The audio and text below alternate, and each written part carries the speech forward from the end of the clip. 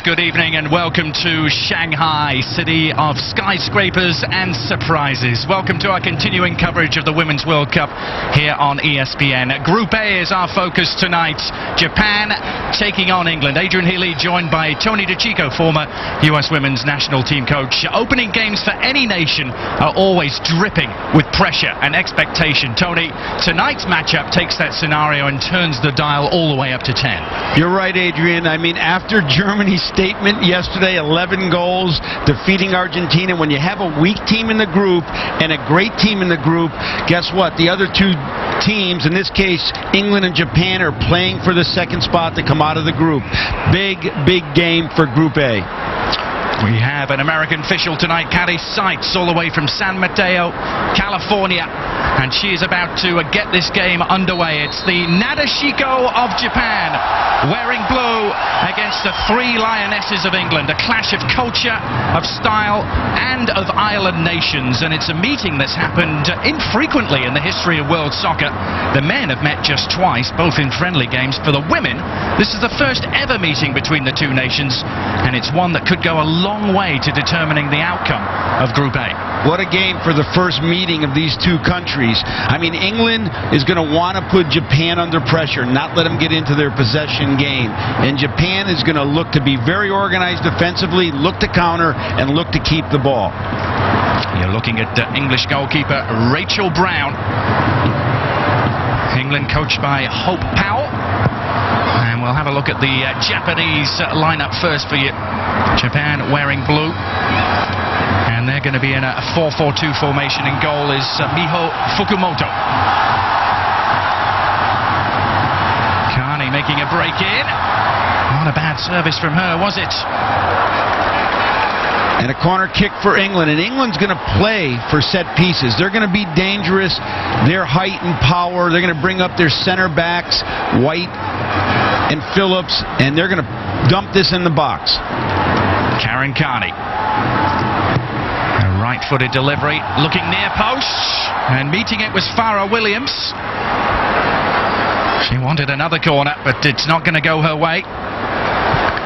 Carrie Seitz, as I mentioned, Tony, you have some history with her, don't you, the American referee?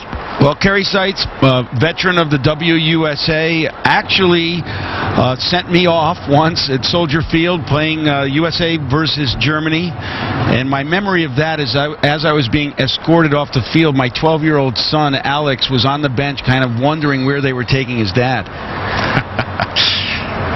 Carrie also assisted by fourth official Jennifer Bennett, who's from Boxford, Massachusetts.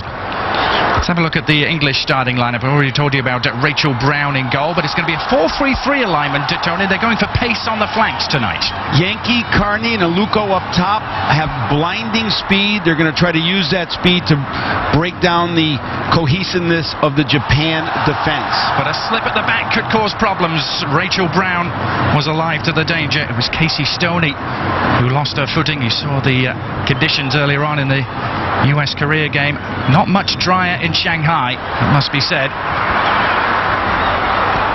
Miyama with a decent service. This is the danger for England, posed by Homare Sawa, the Japanese number 10, who really pulls the strings in their midfield. And on this occasion, it was Mary Phillip who stepped in to remove the danger.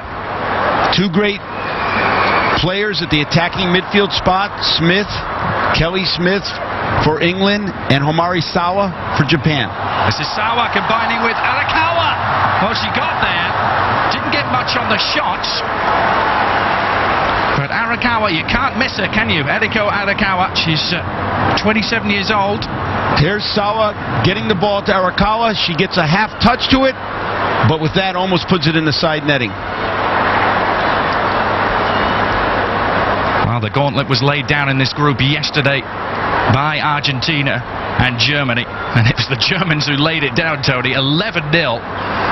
Actually, interesting reading FIFA President Sepp Blatter's comment about that game this morning. He was unhappy that it was such a lopsided scoreline. Said he didn't want that sort of opening game in any tournament.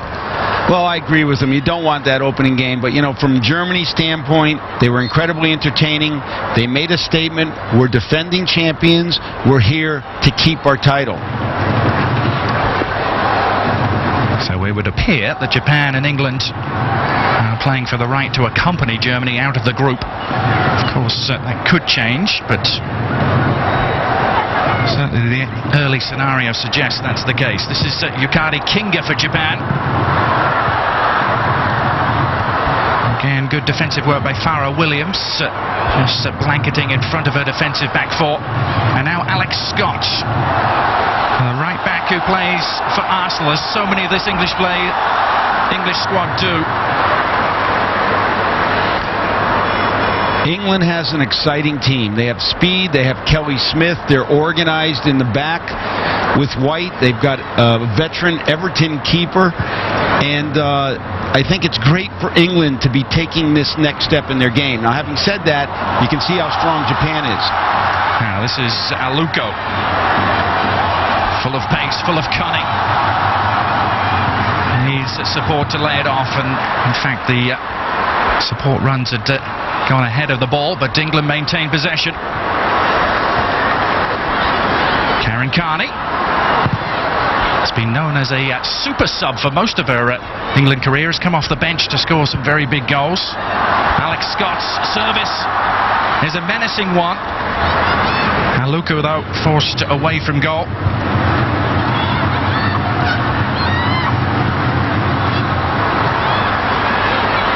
Japan this time able to remove the danger without too much trouble. Well, you can see how organized they are defensively. Two good England attacks.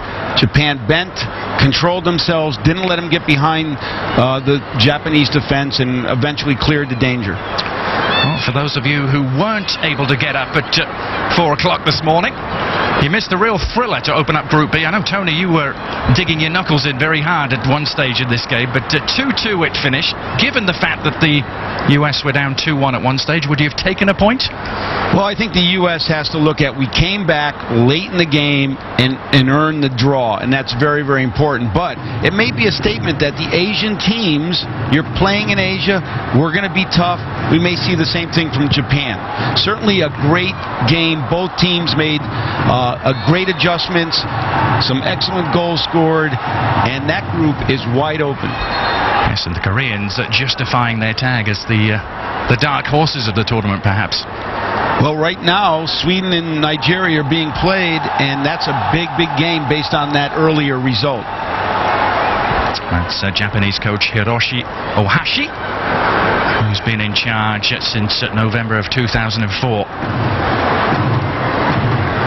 It's Miyama who's setting up this free kick. Arakawa will be one of the targets. Too strong. Right into the arms of Rachel Brown, and you like that as a goalkeeper early on, don't you? One right in the bread basket is just where you want it. Nice and easy. We call that a basket catch, and that's just the one you want to start off the game. Rachel Brown actually spent time in the United States at the University of Pittsburgh, playing for the Panthers.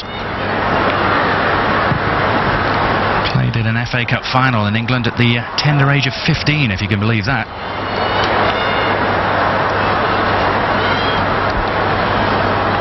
Both teams have kind of feeling each other out. The game will settle. England wants to establish some possession now. Aluko, nice touch. Yankee with a decent service too. Offside spoils a promising England build-up. And a first look at Kelly Smith, one of the stars in this English side. Close. Very close, very close. And Kelly Smith is one of the best players in the world, and this may be her coming out to the world this World Cup.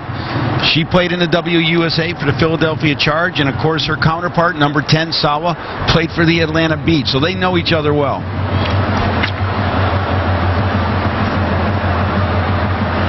Wildly different experience when it comes to these two sides and their respective World Cup histories. As we look at Arakawa, well, the decision has gone in her favour. Mary Phillip was adjudged to have indulged in a bit of holding, perhaps.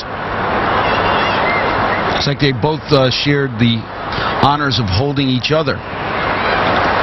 6 of one, half a dozen of the other, but the decision goes in favour of the Japanese, who scored 2 goals in a recent friendly against Brazil from free kicks. So Expect Sawa to hit this, Adrian, and she's very good in these set pieces. Certainly within striking range, isn't it? Miyama also on the scene, but it looks as though it's going to be Sawa, who's a national celebrity in Japan. Sawa right into the wall, second bite of the cherry, but scooped it well over the top.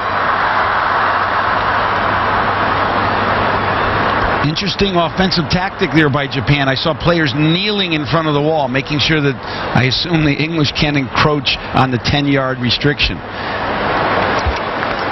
Mentioned the wildly contrasting histories. Japan are one of the teams have appeared in all 5 Women's World Cups, but they've only once made it beyond the group stages, and that was back in 1995, where they lost in a quarter-final to the United States. For England, just their second appearance. They also made it into the quarterfinals in 1995 before losing to Germany. 8 teams, in fact, who are here. Half the field have been ever present. And all the teams here have World Cup experience. Yes, there are no total newcomers to the field. Japan's been in all 5. Utsugi probing the center channels again, hoping that Ono could run onto it, but it's England who can build from the back with Casey Stoney. Now Rachel Yankee, Aluko. It's a bold move by Hope Powell to go with 3 strikers, 4-3-3 formation. I know they can change into a 4-5-1 when you're defending, Tony, but... Well, I like the way England is attacked. They're attacking down the flanks. They're getting some real good looks, and there's some excellent runs coming out of their midfield. They just haven't connected yet.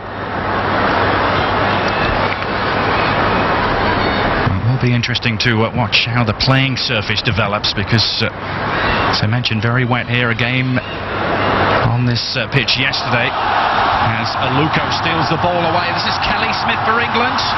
Well, she wanted to play it back for Aluko, who checked her run thinking Kelly Smith was powering on herself. Kelly Smith wanted that on her left foot, and it would have been a shot, but it's a pass to try to get in behind. But again, well organized by the Japanese defense, even in the breakdown, allows the keeper Fukumoto to come and pick it up. Oh, we highlighted the 2 playmaking stars. There's the comparison in terms of World Cup games and experiences. Sawa, astonishing amount of caps and goals, really. Kelly Smith hasn't had the same sort of opportunities on the national team stage. But still, ratio for caps and goals is impressive for both players, especially when you know that they're midfielders, attacking midfielders, albeit, but still coming out of the midfield. This is Rachel Yankee. Just let the ball get away from her.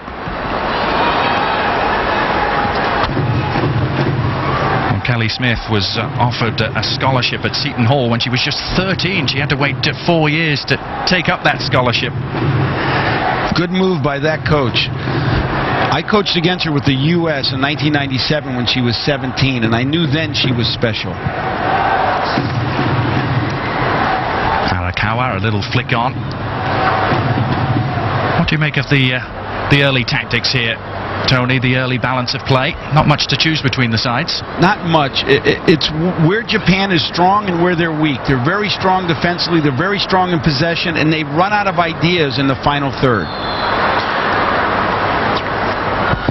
Well, coming up tomorrow, New Zealand against Brazil and Norway against Canada. Another intriguing group, this one.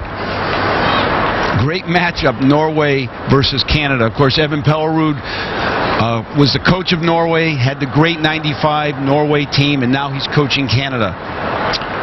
Those 2 games back-to-back. In fact, there are 4 games for your enjoyment tomorrow. We'll bring you details of the other 2 in just a moment as we look at Aya Miyama lining up the free kick this time. It's a good service. I mentioned a recent friendly where Japan beat Brazil 2-1 in Tokyo, and both goals came from services just like that. Miyama chipping free kicks into the box and headers on that proved productive. Well, and I can see where Brazil won't be as organized as England would on set pieces, and they're going to be obviously very good in the air.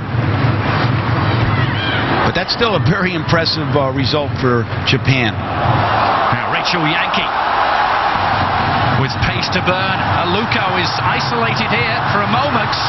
The layoff was an intelligent one. She was hoping Karen Carney would be charging in on that right-hand side, but it was Miyama who was able to get it away.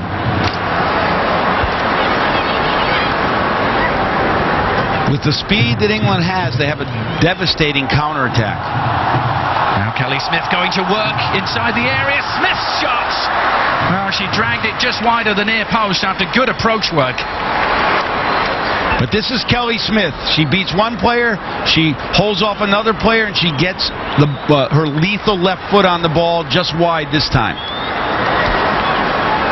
Can't emphasize enough what a big deal this tournament is in England.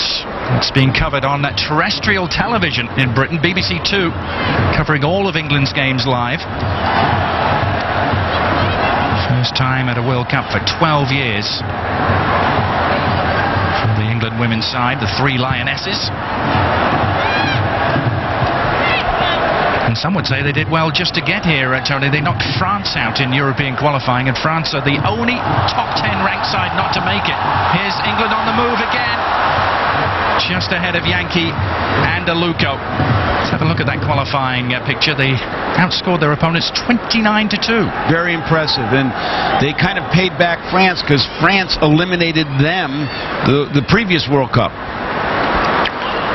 And France ranked at number 7, the only nation in the FIFA top 10 not to make it to the World Cup. The interesting thing about that qualifying campaign, Tony, is they conceded their first goal in the opening game against Austria. Then they scored 29 goals without reply before they conceded again in their final game against France.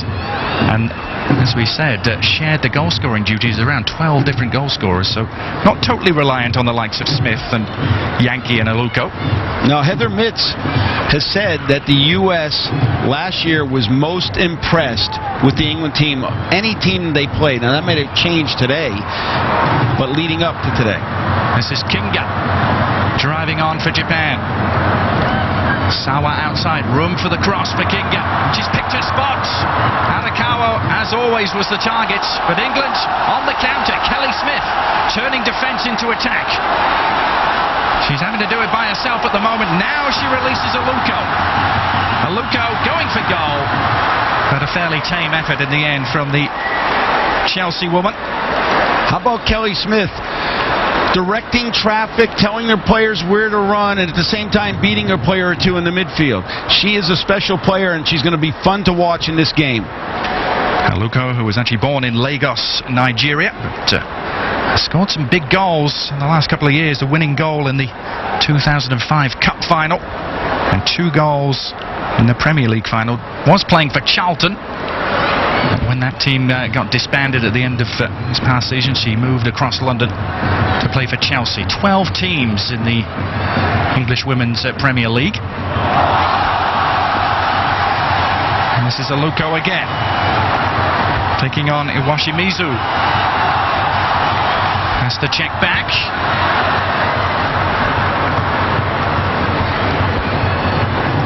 Well, there's no doubt that the flank players, Tony, are making good progress. Carney, Aluko and Yankee.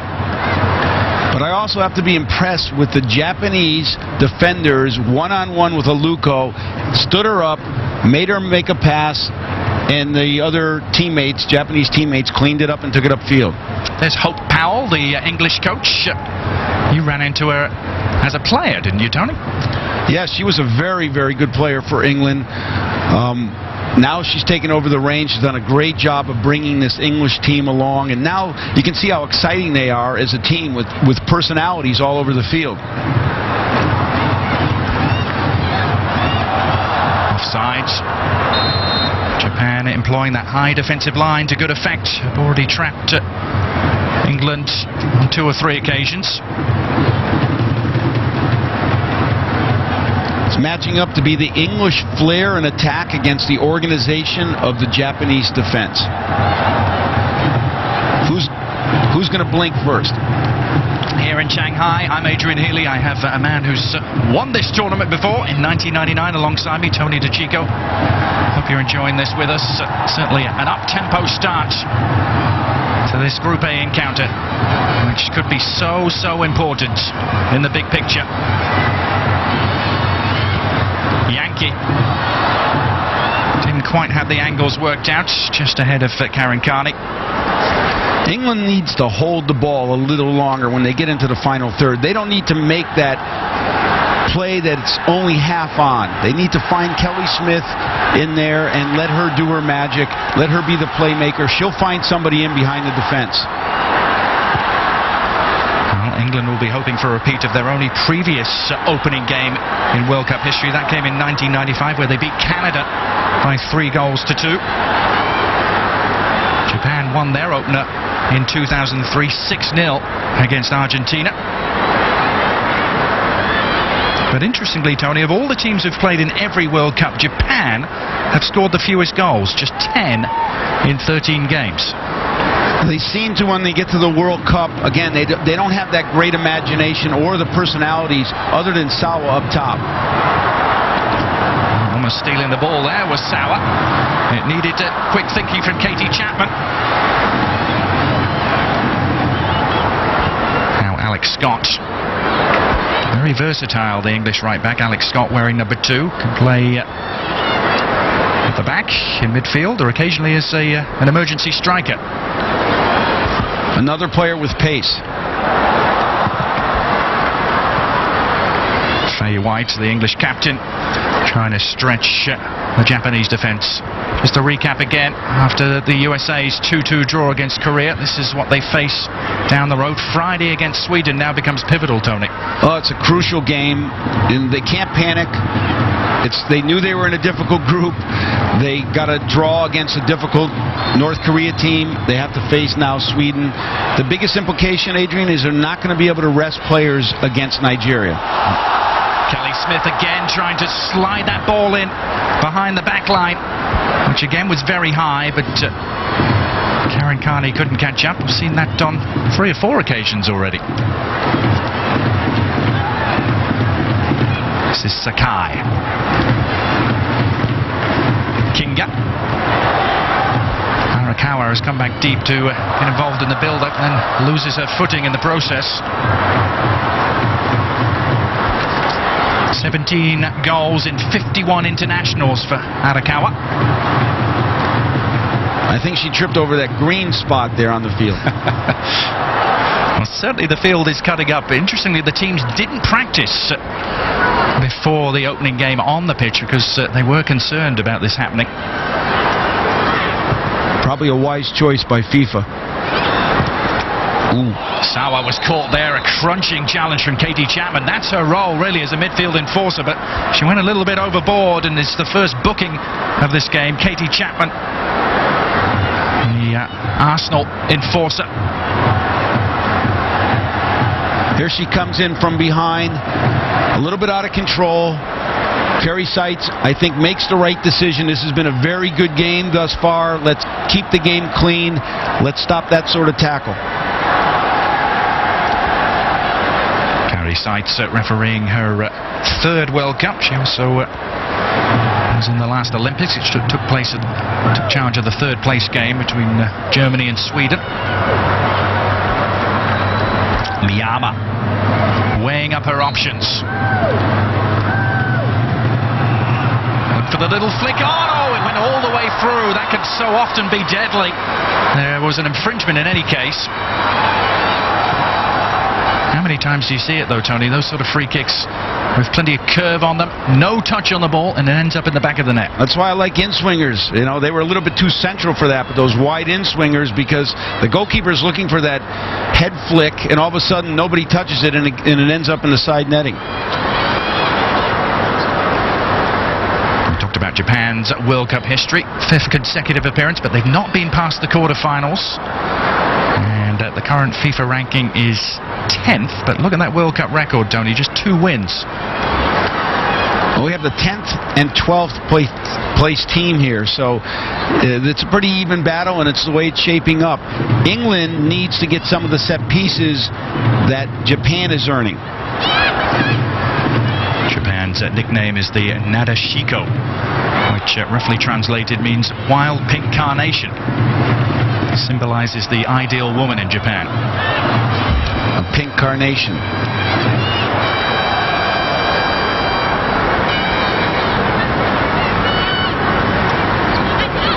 This is Alex Scott.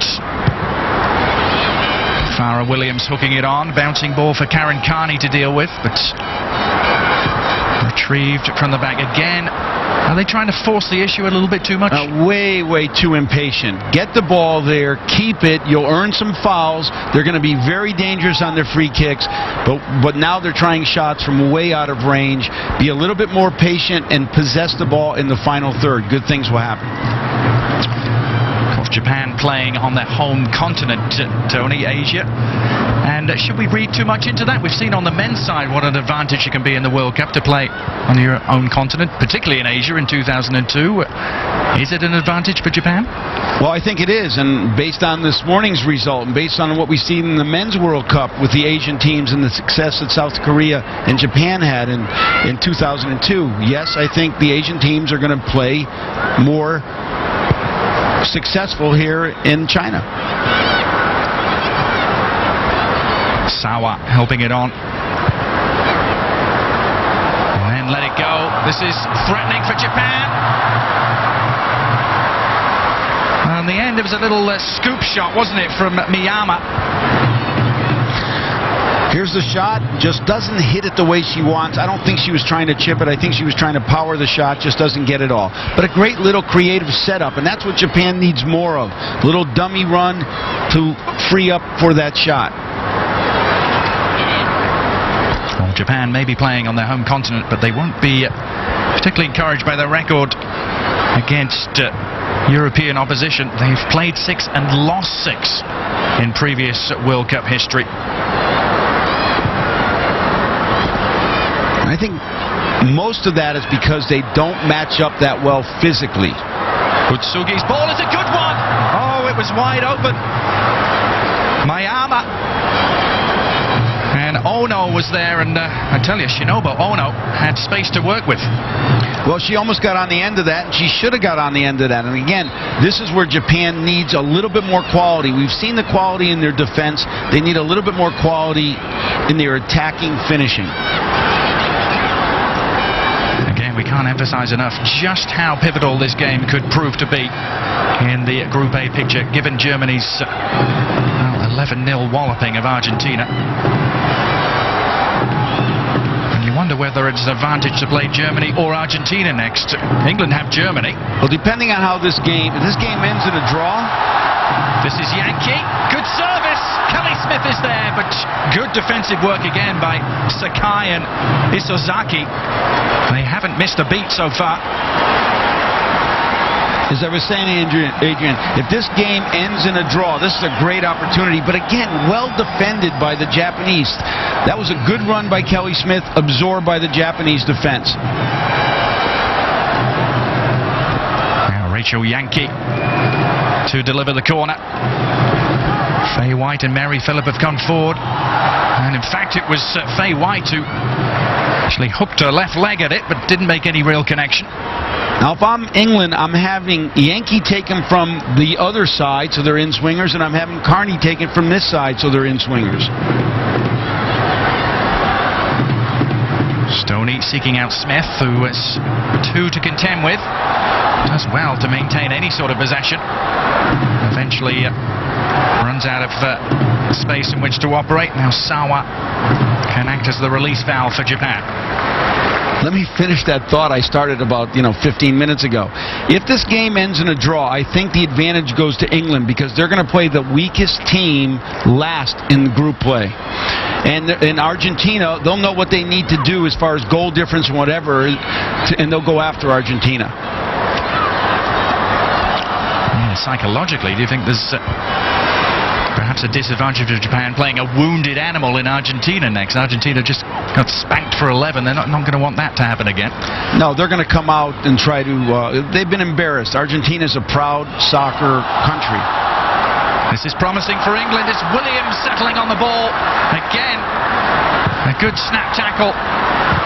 Katie Chapman's eventual shot is well off target. But England just not being allowed any time at all to settle on the ball. Here comes the shot. First one is blocked. The second one, Chapman's puts wide. No lack of conditioning for this English squad. They came early to Asia 3 weeks ago. In fact, they spent 2 weeks in Macau. They're actually training alongside Britain's World Championship athletes there. And they came to Shanghai a week ago. Big effort and a big push by the English FA to get behind the women for this tournament.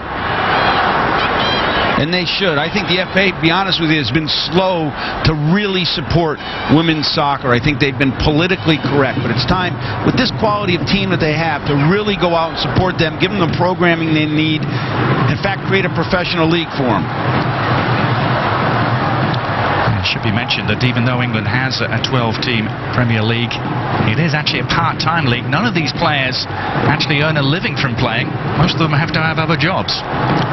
Kelly Smith said the Arsenal trains twice a week.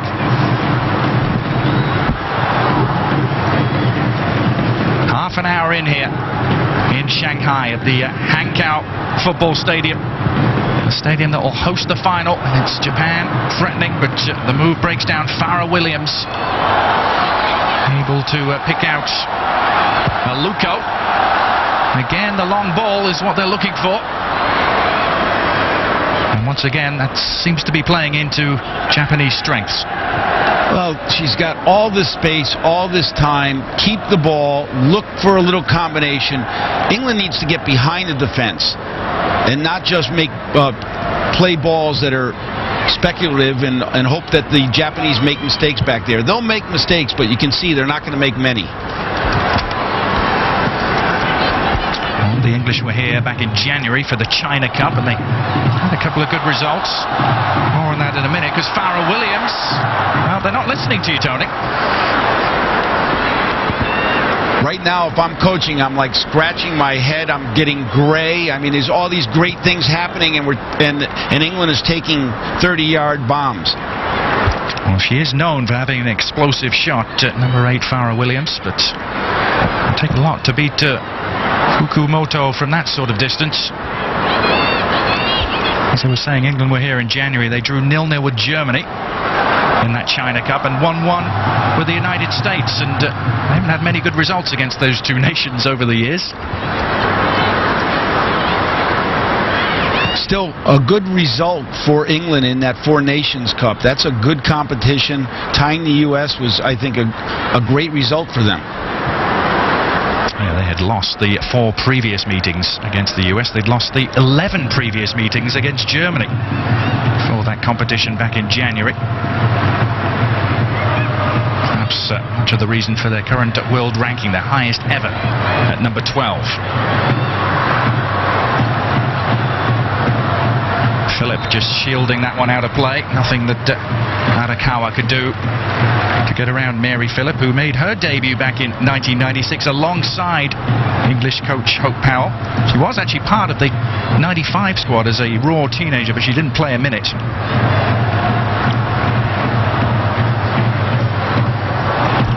Rachel Brown, whose hometown is in the north of England, Burnley. She was once asked to turn on the Christmas lights in the town of Burnley, but she told them no, she was too busy playing for England. They had a game against Scotland that day. Good choice. Playing for your country is so special and unique.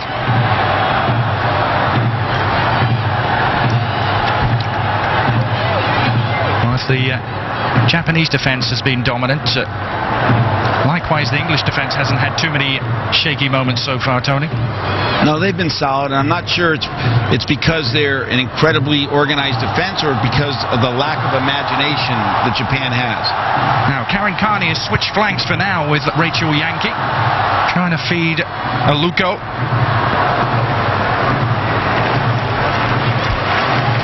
see if Carney takes this corner kick as an in-swinger. Well,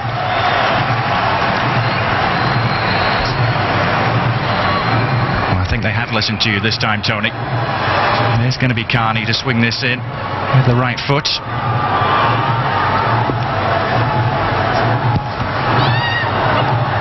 Goes far post, the header. Back towards Farrah Williams. Now Carney can deliver again. Drives it in this time.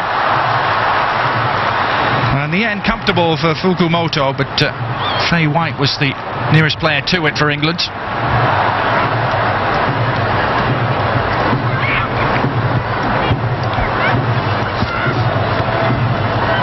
Mary Phillip finding Casey Stoney. Kelly Smith helping it on. Now Aluko had just strayed offside.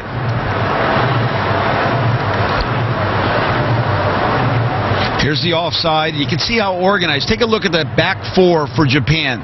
They're moving as four, but totally together, and I love to watch them play. They spend a lot of time on that. They need to spend more time developing attacking personalities.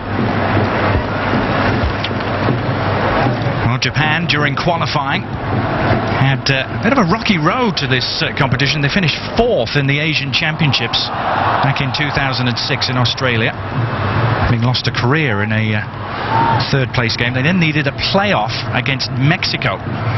Two-legged playoff played in March, home and away, and they squeezed through. Second tournament in a row they've needed a playoff against Mexico. Well, they benefited from the home match, but playing in Mexico City is never easy, and Mexico is continuing to evolve as a women's soccer power as well. We are in Shanghai at the Hongqiao Football Stadium at a 34,000 capacity, beautiful facility here. Adrian Healy with Tony DeChico alongside the Nadeshiko of Japan in blue, the 3 Lionesses of England in white, and Japan trying to improve upon their record of, despite appearing in all 5 Women's World Cups, having only got out of the group once. Hope Powell hoping to lead her English side into the quarterfinals. That's what they've targeted. Their goal for this tournament, to get out of the group and then see what happens.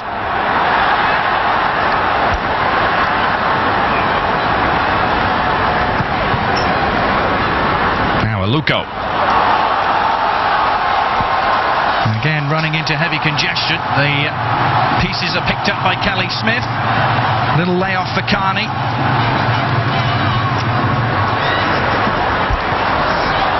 Smith. Some dancing footwork from Kelly Smith, and eventually she's tripped by Tomo Sakai. But they kept the ball. They didn't do anything special. They kept the ball and they got their free kick. They're going to be dangerous on every set piece into the Japanese penalty area. Well, I've heard her referred to as the Zidane of the women's game, Kelly Smith, as that free kick was sent into a dangerous area. Sawa had to come back and deal with it. Great clear by Sawa. You know, she's just such a fantastic player. Here's that in-swinger. Sawa comes and puts it over the end line, gives up the corner kick, but needs to get it out of trouble. Carney. Far post service was a good-looking one. Alex Scott. And again, a rather high, hopeful ball into the area. No real purpose to it. It's just been that final pass that has let the English down, Tony. Yeah, both teams really, but England has had the more dangerous opportunities. They've been in great positions to put the ball in behind, such as this. Now Aluko is round the back this time. The keeper has missed it, and Aluko has missed it. An open goal for Eniola Aluko, who for once eluded the offside trap and Fukumoto, but then proceeded to steer her shot wide. Here she is. She kind of hits it with the inside of her foot, so it's bending away from the goal instead of just driving it with her instep or even with the outside of the foot, and that's a real big let-off for Japan. What a golden opportunity that has just gone astray for Eniola Aluko. She's only 20, already has 23 caps to her name. As I said, has scored some very big games in the English, very big goals in the English domestic game, Tony, but this is a whole different level. And I'm seeing the inexperience of her as a, young player. When she needs to pass the ball, she tends to hold it. When she needs to hold the ball, she tends to try something that isn't on. And that's an indication. But she is a talent, and at 20 years old, the world's going to have to deal with her for a long time. Well, Japan breathing a huge sigh of relief after that let-off. This is Kinga. Slips it outside for Sakai. They haven't had much possession in the English half over the last 10 or 15 minutes. And they're not going to get much like that. They've given it away. But England give it right back.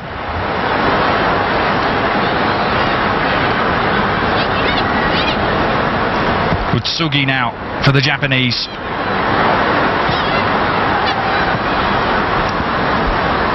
Sawa hasn't really been able to be the influence on the game that she so often can.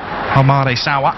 They need to get her the ball more in the attacking third, and these seams right here. Japan now, because they've had to deal with the England counterattack, is trying to keep the ball a little bit more and establish their possession game, which is smart. England needs to possess them, counterattack, and make better decisions when they're getting in. Now Sawa pulls the strings, and it's a good-looking ball too. Danger here. The cross from the byline was overhit.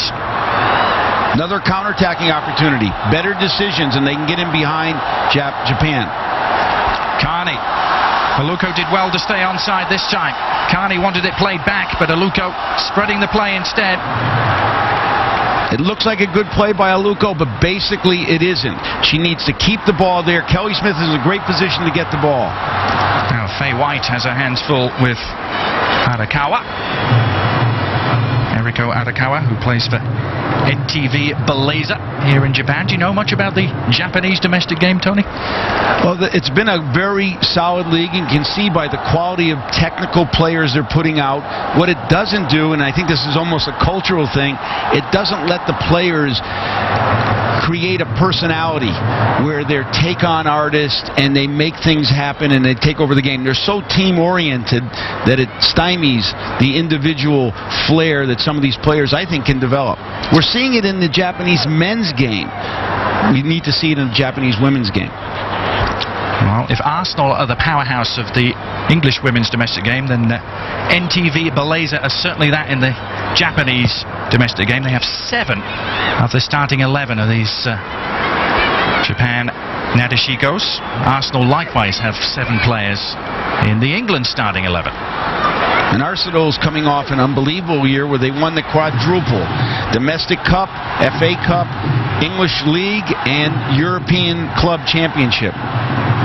Yeah, that was a big win for Arsenal against Umeå, the Swedish side. Umeå was defending champions. Well, this is the story of the World Cup so far on day 2. A 2-2 draw earlier on this morning between the USA and North Korea, and Germany with, 11 goals against Argentina, a record. And Prince now with 12 career World Cup goals, tied with Michelle Akers. And it looks very clear that she'll break that this World Cup. She's a great finisher. Rachel Brown has to come out side her area to deal with that. Katie Chapman inviting Aluko to run on, and she'll get there. Persistence from Kinga, denying Aluko, but she's up and at it again. But then she gives the ball away. Just keep it in there. Something good will happen. There'll be another set piece. Casey Stoney's service picks out Karen Carney.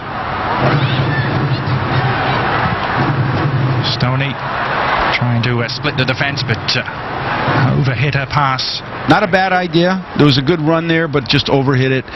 Pace of the ball just never had a chance. Well, this is the moment when Eniola Aluko must have thought she was going to put England in front, but with the goal gaping and begging, Hope Powell just couldn't believe the end result. Just watch Hope there kind of age right on the screen.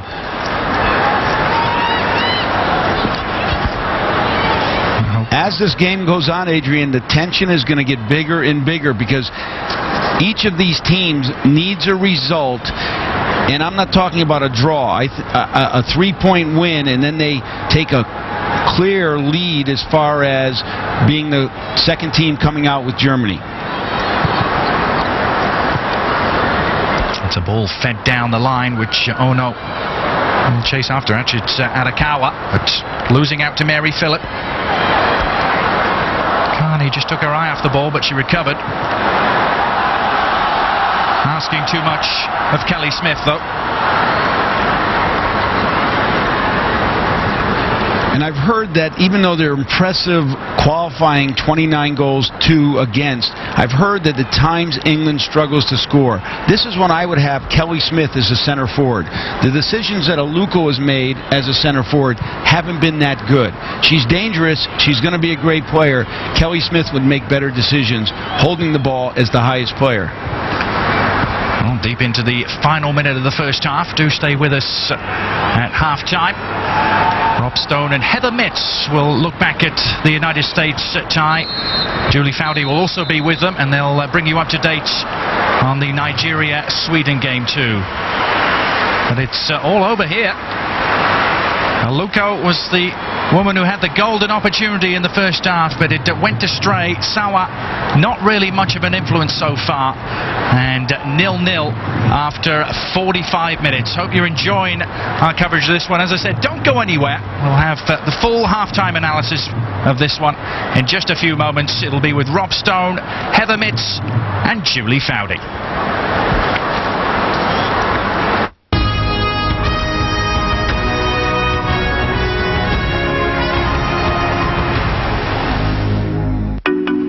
HD? HD. Thoughts? Lots of thoughts. LCD, plasma. Vivo surround sound, head spinning. Deep breath. Likes? Cowboy explosions. Touchdown robots. Cooking, tearjerkers, crime dramas. Sing-along musicals.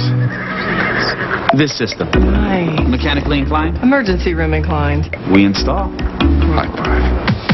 We pledge a complete home theater experience, and now get no interest financing for 3 years on home theaters $9.99 and up. That's HD done right. At Best Buy.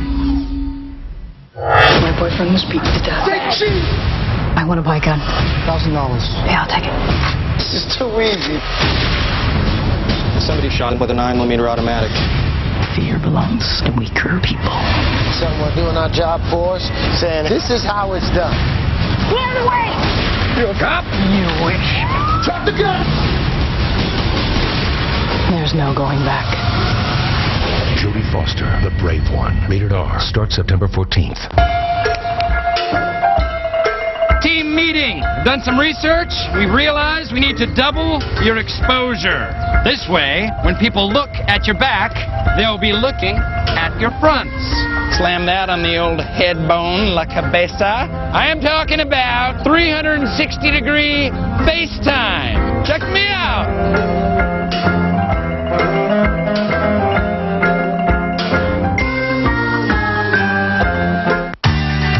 Biggest event in women's soccer is back. #1 ranked Team USA enters China for a shot at history. Christine Lilly, Abby Wambach, and Hope Solo lead America's next great team. The world is their stage. The FIFA Women's World Cup continues live on ESPN, ESPN2, and ESPN360.com.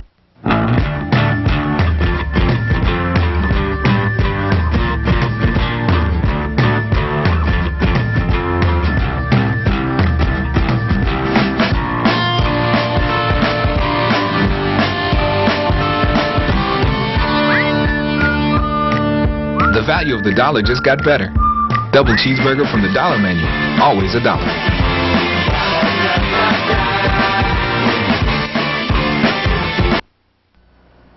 As a parent, sometimes it's hard to believe your kids listen to a word you say.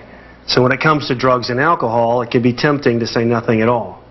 But you actually have tremendous influence. So it's a simple choice. In this hand, how to make your kids more likely to get involved with drugs. In this one, how you can help them stay away from drugs.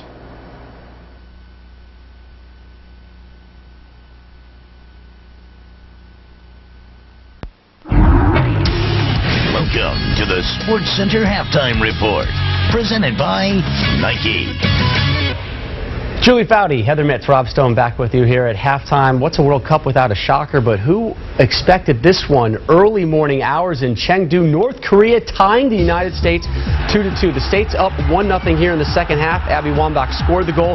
Now she's about to leave the game. Had to receive a couple stitches in the back of her head. So the U.S. playing a woman down. North Korea would tie it up and then go ahead in the 62nd minute, 2-1. Wambach back on the field. U.S. back at full strength. Heather O'Reilly equalizes. 2-2 game. Deep into stoppage time. Hope Solo. Huge save for the States to preserve the tie. Here's Solo post-game on her recovery from going down 2-1. I've never had to refocus myself as much as I did today after that second goal. It hurt. It stung me. I dug deep. I stayed focused. I knew my team needed me, and I knew the game was not going to be over. And North Korea was pushing for that third goal. And I stayed focused, and I did what I needed to do. And the key now for the States, Heather, don't panic. Exactly. I think the nerves were a factor at the very beginning. Obviously, the rainy conditions, and it's a good North Korea team. So now it's time to regroup, Julie. Regroup. And as the signs used to actually say in China, do not use panic. That's what we used to say. So, and they'll be fine. And they have lots of games still. They got 2. And it's 0-0 with Sweden. Do not use panic? Yeah, they used to say that. Do not use panic. I love it. I don't know. It makes no sense, but I do it. Well, don't use panic either. In the raining of the roads. Plenty more Women's World Cup action coming your way. Second half kick approaching from China. This Halftime Report is presented by the greatest team you've never heard of. Hold on, ladies! When you score, you gotta add some sassy to your celebration. Woo! Like, right? And, what? Sassafras? Now I'm caught in the net. I'm a fly in your web, ladies. Good, right? Good.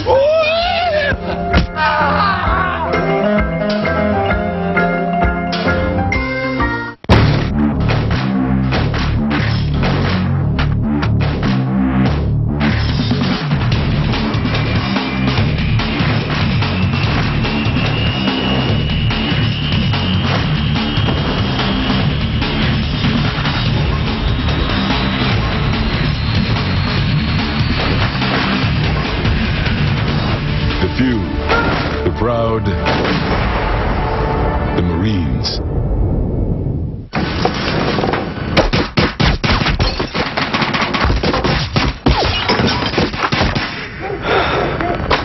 Need something?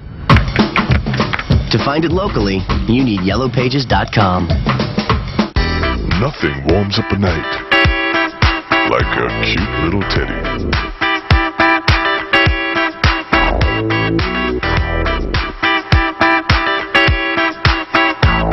Big beds, small rates.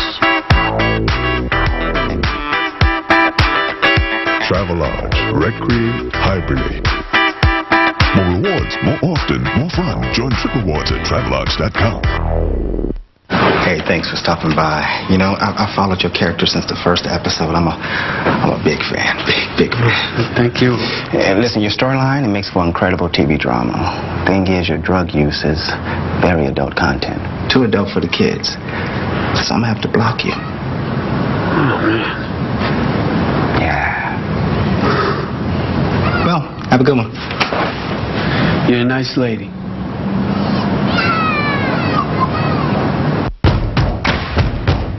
I'm your sister. He's gone? So this is it. Grey's Anatomy season premiere Thursday, September 27th at 9/8 Central. Part of Premiere Week on ABC. Start. What is K&G Fashion Superstore? It's where men and women of every size and shape can find thousands of great-looking suits and everything else for their wardrobe at ridiculously low prices. Like men's suits starting at $99.99 and ladies' suits starting at just $49.99. At K&G, you'll find incredible savings on all your clothing needs. K&G Fashion Superstore. For men, for women, for less.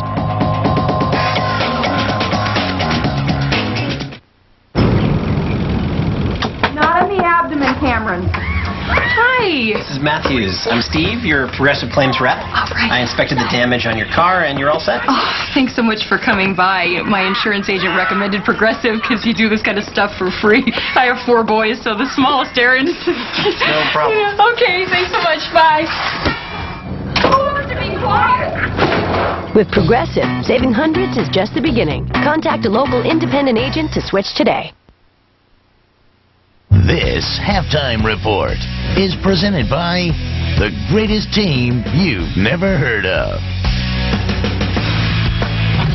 Huge slate of Women's World Cup action coming your way tomorrow. 2 on ESPN Brazil. They've never lost a World Cup opener. They take on New Zealand at 4:55. That's followed by Norway, Canada on ESPN. Over on ESPN2, start your morning with Ghana and Australia at 4:55. And the hosts take to the field, China taking on Denmark at 7:55 a.m. Eastern. A couple news and notes from around the National Football League. The #1 overall pick, Jamarcus Russell, looks like he is ending his holdout. Reports of a 6-year, $68 million deal to be inked later today with the Raiders. Another quarterback making news. Not as good this time, though. Eli Manning of the Giants. Reports saying he may miss up to a month due to a separated shoulder of his throwing arm. Second half, when we come back, can someone find some scoring? Well, these two games had plenty of scoring. The Bengals holding off the Ravens and the Niners in a sloppy game, defeating the Cardinals in their opener. Both of those in Monday Night Football action. Adrian Toney with the second half call. Japan, England still looking for the first goal of the game.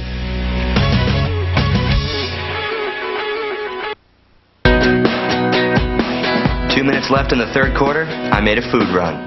Of course, I missed the best play of the game, and I lost my check card rushing back. Later, I discovered some charges I hadn't made. With Wachovia check card protection, if you become a victim of confirmed fraud, 100% of any missing money will be credited to your account the next day. My money was back before the next game. I'm with Wachovia. We're absolutely obsessed with satisfying our customers. Wachovia. We've left the most treasured game in the world to be played in the shadows, where its speed, power, and passion have remained unseen. Now, a new stage is set, with new stars bringing light that soccer's time has come.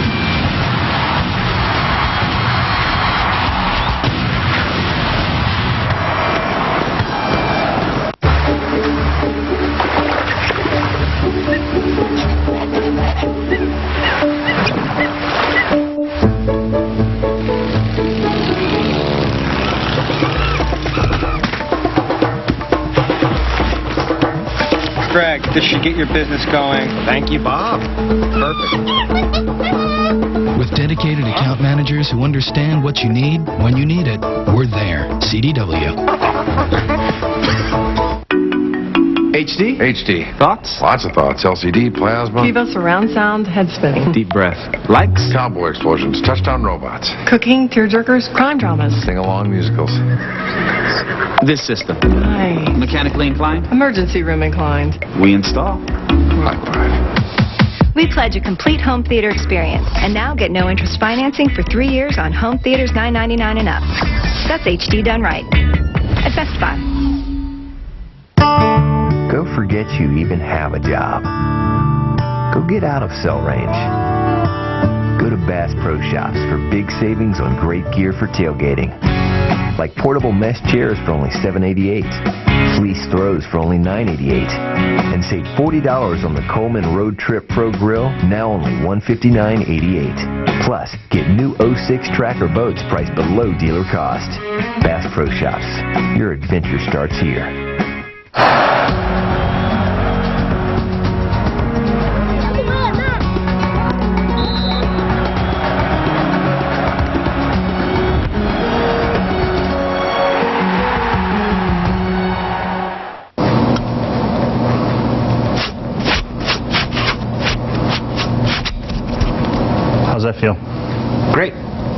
Get ready for the game. Watch SportsCenter Monday kickoff with an original ice-cold Miller Lite. Good call for Monday night.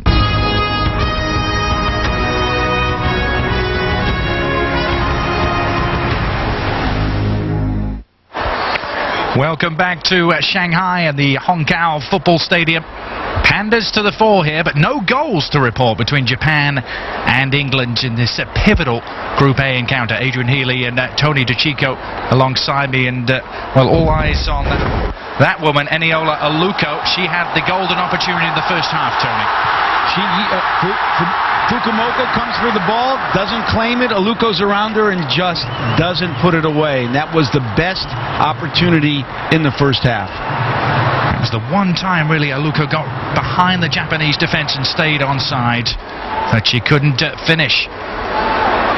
Seeing there's going to be an early change for the Japanese as you look back at the first half stats. Well, there were 11 shots in all, but not too many of them threatened the respective goalkeepers, Tony.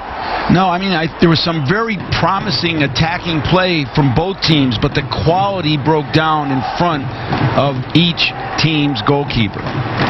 Well, this is the switch for Japan. It's Kozue Ando wearing number 13, who's going to replace Yukari Kinga.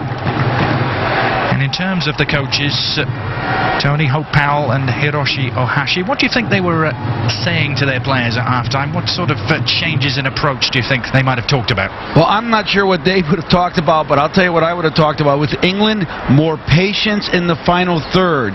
Let the play develop. Earn free kicks. And for Japanese, I would have said more quality in the final third and watch out for the England counter because it's looked very promising. Once again, a game with enormous implications. This could well decide who, in theory, accompanies Germany out of this group and into the quarterfinals. It is that important. Not often you can say that about the opening game of 3. And this is so big for both countries because neither of them get to the second round often. They've only been to the second round once. That was 1995. They got a great opportunity to do it in 2007, but they've got to score a goal and they've got to have quality, and they're both now that the tension in this game is going to continue to rise. So Caddy Seitz, our American referee who once threw Tony out of the game, gets us underway with England now kicking from left to right, and well, the second half picking up where the first half left off, and this time it was Kelly Smith who fell foul of the flag. And by the way, Kerry Seitz was totally justified. I'd like to see Kelly Smith move more forward and actually become the center forward because she's going to make better decisions when she gets the ball up there. Sawa. We highlighted the two respective number 10s, Sawa and Kelly Smith, in the first half. Smith probably the more active of the two in the first 45 minutes, but can Sawa turn that around? Sawa almost transcends the sport in Japan. Tony, she's a national celebrity. She's a superstar, and she's earned that because she's such a good soccer player. She sees the game at a high level. She's exciting to watch. England has done a good job not letting her get a lot of touches. Adrian Healy with Tony DeCicco alongside. Shanghai is the venue. Group A is what we're focusing on. Karen Carney driving on with Alex Scott in support, but Rumi Utsugi had other ideas.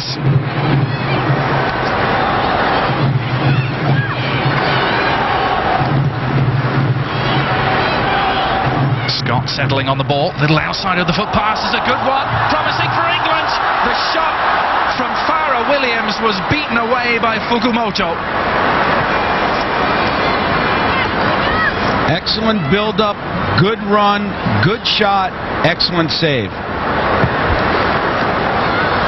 England maintaining the good movement. Farah Williams going down. Advantage played. Kelly Smith. Well, Aluko had made that dart into the near post. Smith was trying to pick her up. And now the decision goes England's way as Farrah Williams is bundled over. There's the foul, but again, by keeping the ball in there, they'll earn some free kicks. They're going to be dangerous on these free kicks. They got to challenge the goalkeeper more on these free kicks. Karen Carney. It was a poor service from her. I think the old English expression is, put it in the mixer.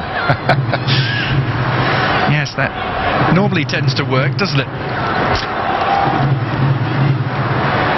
Casey Stoney will take the throw. It's Kelly Smith whose control let her down for once. Made the point in the first half that she's sometimes referred to as the Zinedine Zidane of the women's game. I don't know if you go along with that, Tony. Well, I haven't seen her headbutt anyone, but as far as her quality with the ball, I can understand that comparison. Let me tell you, Kelly Smith is playing a game that her English teammates don't understand. They don't see the things that she sees on the field. Well, she was once sent off in a big European Cup semi-final last year for Arsenal. It's her attacking qualities, her vision, and her pulling the strings that England so desperately need in this second half. And by these young players playing with Kelly Smith, it's like, you know, learning the game from playing with a great player. Aluko. She's 1-on-3, but she's going to try to take on. These are the decisions that she's making. She should have spun out there. There's a player behind her. She's got to be smarter with that. Her decisions right now are those of a young, inexperienced 20-year-old player, as she is. Well, Hope Powell looking on. Do you think she had words with her at halftime?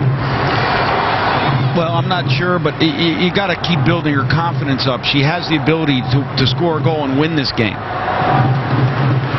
This is the corner. Rachel Yankee with the left-footed service. It was certainly into a dangerous spot, but well defended again by Sakai. How many times have we said that already this evening? Here's Sawa clearing another ball, but they're just good defenders. This team prides itself on being very organized and very good individual defenders, and we've seen example after example of it. I'd play 2v1 right here. 2v1 meaning in the corner, they've got 10 yards, play, get around, and serve the box.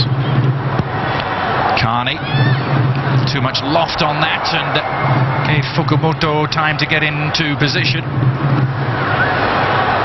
And England have Japan pinned back deep. Can they find a way through? Or maybe this woman can. Kelly Smith drives for the byline, little cutback, and the shot is there. Katie Chapman took it. Carney. Japan flustered, and in the end it was Arakawa, the centre forward, who just about got it away. Great start by England for the second half. Kelly Smith again.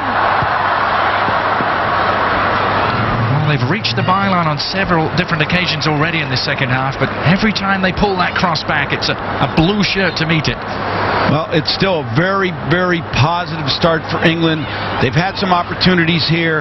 This ball is cleared, but there was a shot that just wasn't hit well enough. With all that traffic, that shot's got to be hit higher, hit it into the traffic. It was clear, but very positive for England. Smith shielding. It's worked back for Casey Stoney. There was a slip by Aluko. She still got her head to the ball somehow, but only succeeded in diverting it beyond Rachel Yankee. Let's have a look at Group A and Germany. What that picture doesn't show, of course, is their +11 goal differential. Should it come down to that, there's not going to be much catching them. They got 3 points for the win, but realistically, with 11 goals scored yesterday, they've got another point from that game in goal difference. So everyone else is playing for that second spot. And really, it's these two. It's these two teams. Argentina's not going to get it, so it's down to these two teams. Two teams that don't get into the second round very often.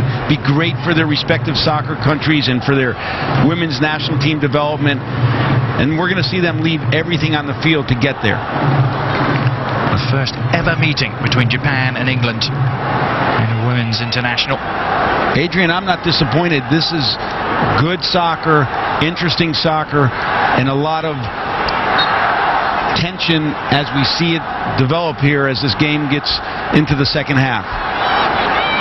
As I mentioned, amazingly, for these two island nations, the first ever competitive meeting of any sort. The men have met twice, but they were both in friendlies. So much at stake. Luko came back from an offside position to receive the ball.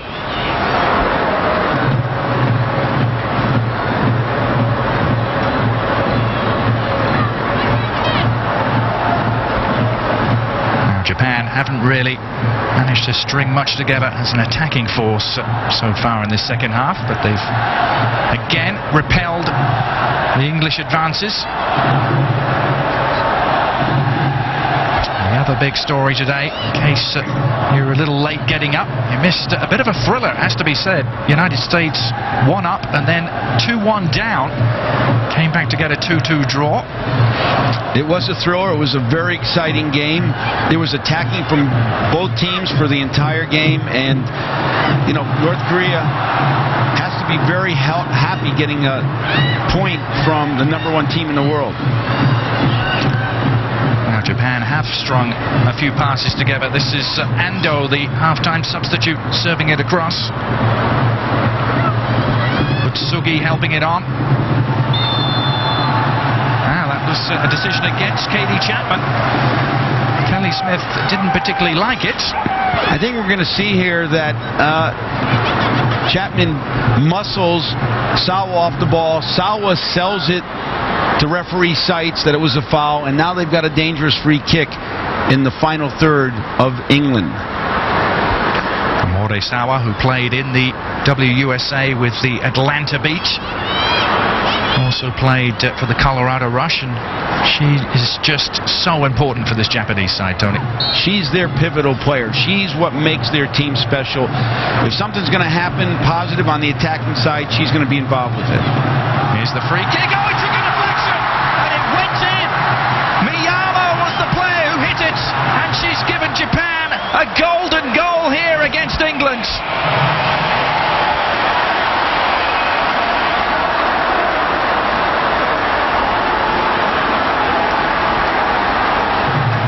Against the run of play, here it comes, deflected, and it ends up in the back of the net. What a turn of events for Japan. This is against the run of play. England's pretty much been in their attacking half, the whole half here, this whole second half. Now Japan takes an important lead in this game, and they're going to defend to the end. Well, we highlighted her in the first half as a potential source of danger as England looked for an immediate reply. But rather than setting up someone for a free kick this time, Tony, she scored directly. And I wonder if that took any touch on the way through.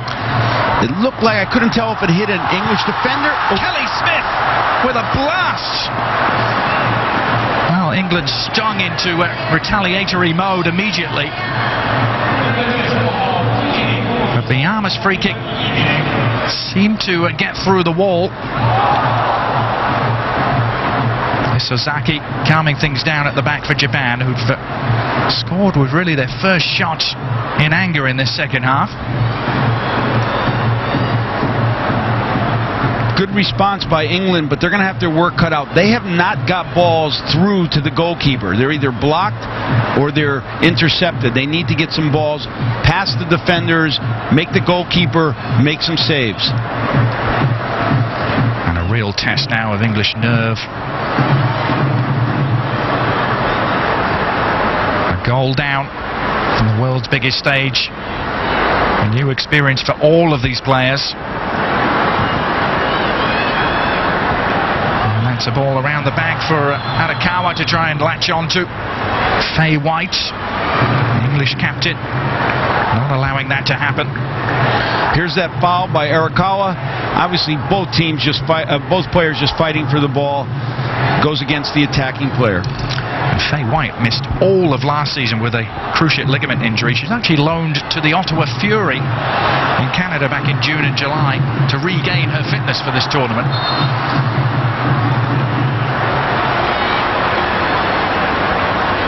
Arakawa going down, but she rather tripped over the ball. And the slip turned into a foul.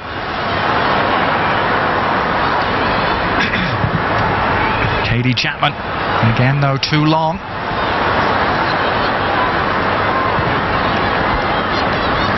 Japan's total goal scoring output in previous World Cups just 10 in 13 games, as you mentioned. That included 6 goals against Argentina in their opener 4 years ago.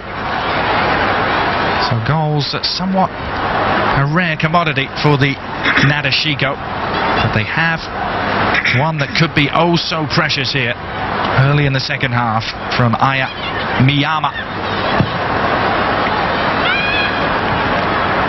I think England now has to come out and put them under pressure. Open up the game a little bit, look for opportunities in transition, in counter, but they can't let Japan just hold the ball in the back. Opal, who's the first and only ever full-time national coach for the English national team. She also oversees the under-15s through to the under-21, so she's got a lot on her plate. Ladies and gentlemen, the attendance of today's match is 27,100. Ando seeking out oh no. Now Karen Carney patrolling the right-hand flank again. Too speculative. Too easy for an organized, talented defense like Japan. More games coming up on ESPN2 tomorrow. Ghana against Australia. That's the third time those respective countries have met in consecutive World Cups. And China open up at home against Denmark. And so many question marks surrounding China. How will they perform? Well, that's a huge game, China-Denmark. I think that one of those two teams is going to join Brazil coming out. But what we're seeing is the Asian teams are playing pretty well here in Asia. They're getting results. I don't know if this result will stand up, but England's going to need to fight hard to get back in the game and then find a winner. Now you can see Japanese confidence is flowing. Miyamoto. Ono had made that run towards the near post. And this is a very important period for the English, you feel. They have to survive this Japanese surge of confidence. An hour played in Shanghai. This is the quality of team. They're behind. You know, the U.S. went behind with 2 goals. They went behind 2-1, but they came back and they got that equalizer. And now England's going to have to do the same thing. Mayama's near post corner. It was a late run by Sawa.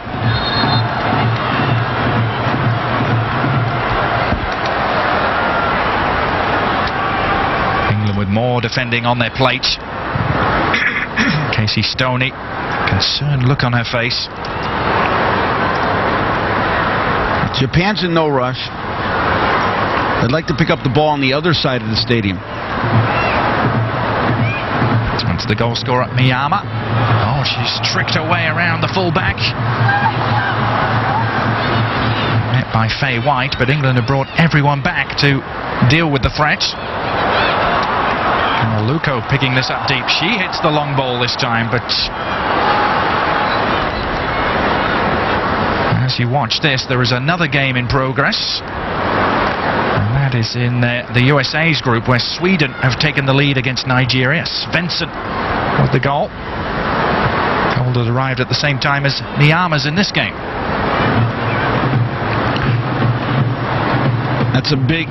If Sweden can hold on, that's a huge win. They'll take the lead in the group play. Obviously, those two sides are up next for the United States. And what sort of threat do you think they pose? Nigeria, the best team in Africa. And Sweden with plenty of experience. Well, if Sweden gets 3 points, the USA is basically their backs to the goal to some level here. They need to get a win against Sweden. Sweden doesn't need the win, but obviously with the win, they would go through. Now Alex Scott for Karen Carney. Oh, she blasted it right at Fukumoto. And another chance goes astray for England. She had all the time she needed. This is Kelly Smith. Side netting. Some of the crowd thought it had gone in, but Smith just off target. What a great effort by Smith. Great save by Fukumoto. But look, Smith is saying, I'm going to have to take over this game myself and score the goal. And she comes very close to it. She had a fabulous first season with the Philadelphia Charge in the WWC. Then she was injured for most of the next 2 seasons. It was a very frustrating time for her. But has really picked up a career back in England with Arsenal.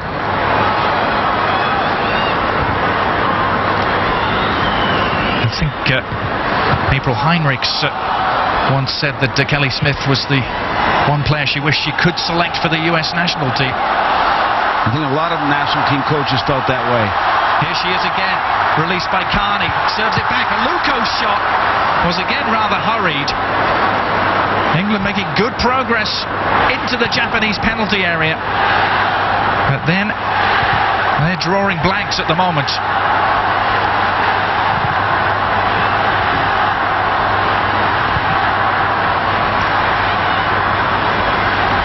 They'll build again through Casey Stoney.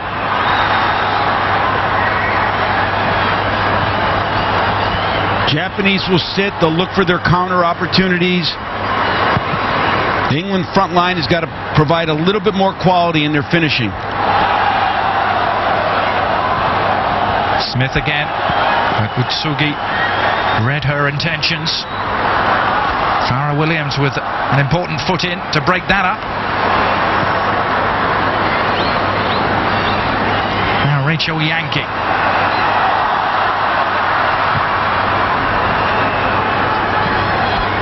Yankee, another English player who had a spell playing in the United States with the New Jersey Wildcats. Aluko taking on Isozaki. England encamped in Japanese territory. Too high for Smith. She has it now. Katie Chapman alongside. Kelly Smith doing it herself. On it goes to Alex Scott. Surely, Aluko! What a clearance off the line. Aluko can hardly believe it. How did that stay out? Well, Isozaki knows how. What a great service right across the face of the goal. Aluko gets the shot. Awazaki puts it over the crossbar. Great defending. England is all over Japan right now. They've earned a goal. They've got to realize it. Carney's corner.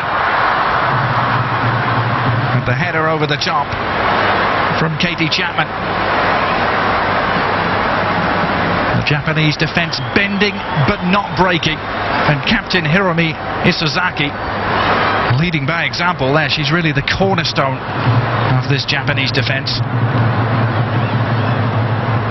They're bending. I don't know if they'll break, Adrian, but they're bending a lot right now. There's still a very, very good defensive team. Well, it's been a pretty good 2007 for Japan. Only 2 losses in 14 games played.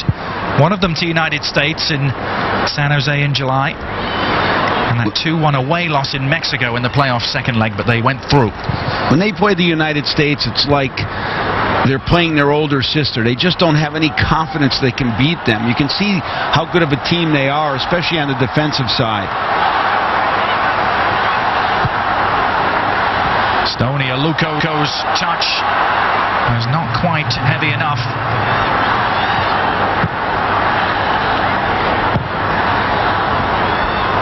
Washimizu giving Harakawa something to work with, but back came Mary Phillip.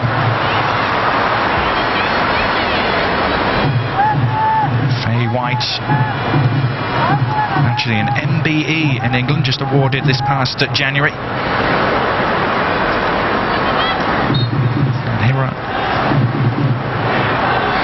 For those of you that don't know what MBE is, Member of the British Empire, one of those awards that the Queen hands out.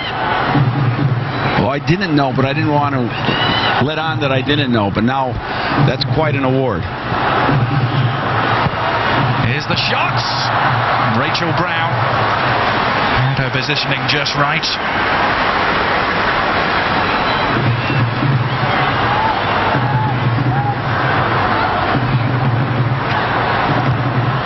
Aluko again, allowing Utsugi to gain the upper hand in that particular area of the field. We're just about halfway through the second half. England pressing. And still down a goal. This is Kelly Smith. Showed Ando too much of the ball that time. Aluko is lurking, but the ball didn't quite reach it. You have to be impressed with the Japanese individual defenders. They do it collectively, but they're also very good individually.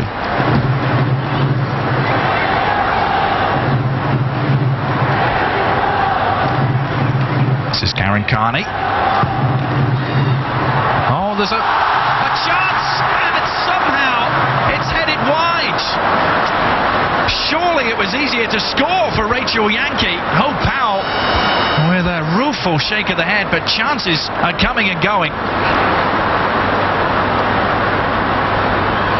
Am I being too hard on it, Tony? Was that an awkward bounce to deal with? It was a little bit awkward, but again, there needs to be a little bit more quality by the English finishers. I mean, there's been two balls where they've been behind the defense. They've hit them right at Fukumoto. That one there needs to be on the frame, and it's a goal.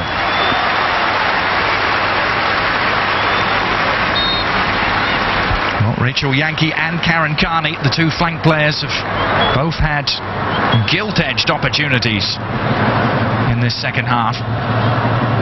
We can't forget Aluko's in the first half. But really, it's been an exercise in efficiency by the Japanese. One shot on goal in the second half, and they've made it count.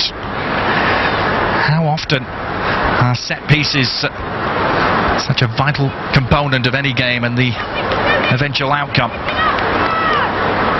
And the Japanese are preparing another change.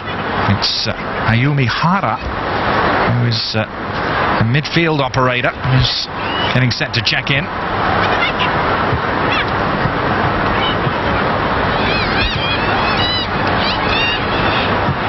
Miyamoto. It's well worked to Miyama.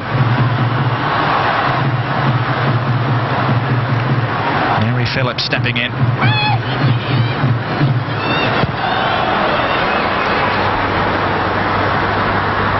Karen Carney was prepared to be patient. Eventually the ball reached her and she's on her way. But then running into congestion. Carney keeping going. But no trouble for Fukumoto.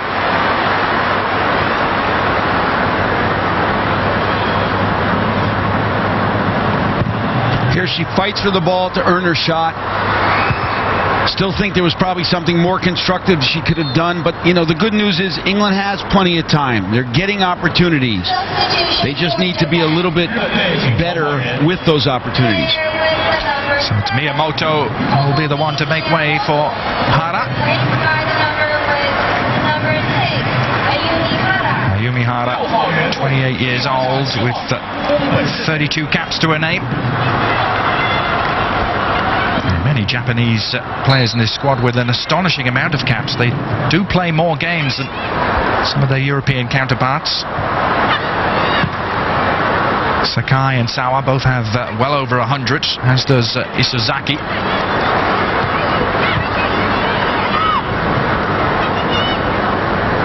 The most capped player in the English ranks, number 11, Rachel Yankee, with 71.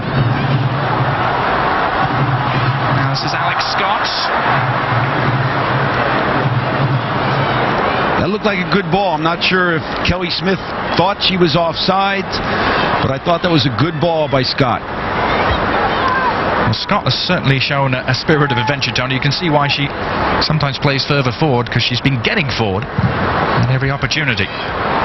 This is a good England team, and their young players now have to take the next step to round out this team, because they're athletic, they're organized, they've got good personalities. They're just lacking a little bit of experience and quality in the attacking third, at least in this game. Japanese coach Hiroshi Ohashi said before the tournament that teamwork was Japan's strongest point, and in many ways it's our reserve players who determine the outcome, not the starters. Interesting comment. Well, I think team is so highly prioritized in the Japanese system that it's a tremendous positive for them. And I think they need to balance it with developing the individual flair in the players. The flick on didn't quite work. England have 18 minutes to save themselves in this one. A defeat wouldn't necessarily spell the end to the World Cup campaign, but would put them in an awfully big hole. And they have to play Germany next. Let's not forget that. They do finish up against Argentina.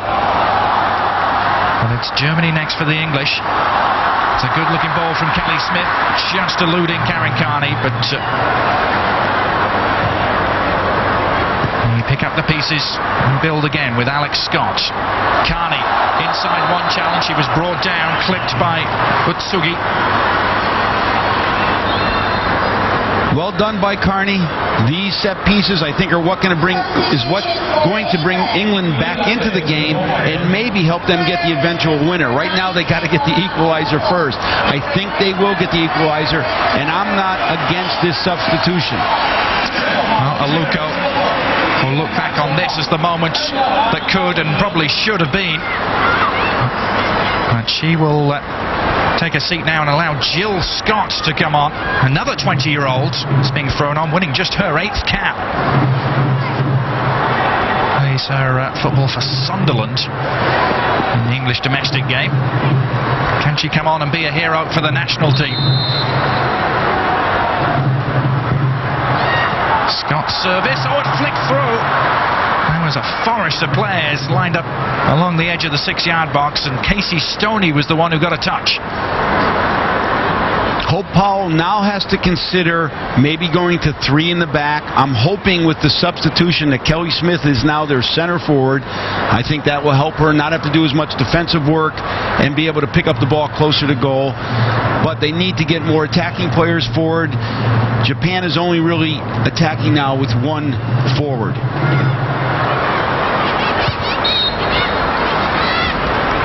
Katie Chapman whistled for the foul. We're in Super Shanghai. That's our venue, the Hongkou Football Stadium. Adrian Healy with Tony DeChico alongside. Hope you're enjoying our coverage of this one. Full coverage of the FIFA Women's World Cup right here on ESPN. Germany hit 11 yesterday. Japan looking for their second. And they maintain the momentum. This time, though, it's Faye White who removes the danger. Now Kelly Smith away from one challenge. Looking for help. It's Rachel Yankee who picked it up. Maybe she should have let that ball go, Tony. Well, I'm kind of yelling in the mic here, dummy. Hope you weren't talking to me. But Yankee rather took that away from Karen Carney, who was on the overlap. Lurking on the back post. Alex Scott down the line. This is Yankee. She's known as the joker and the prankster of the English group, always keeping spirits high.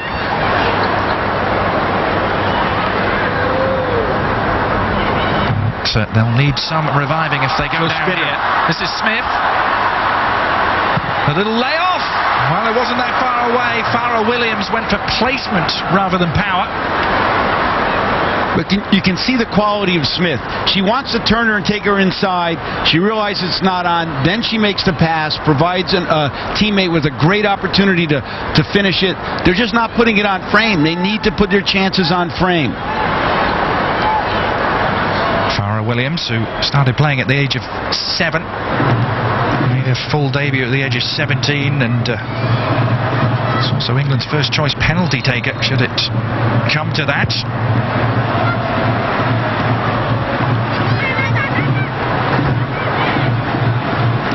There's the substitute Jill Scott, who just replaced Eniola Aluko a couple of minutes ago.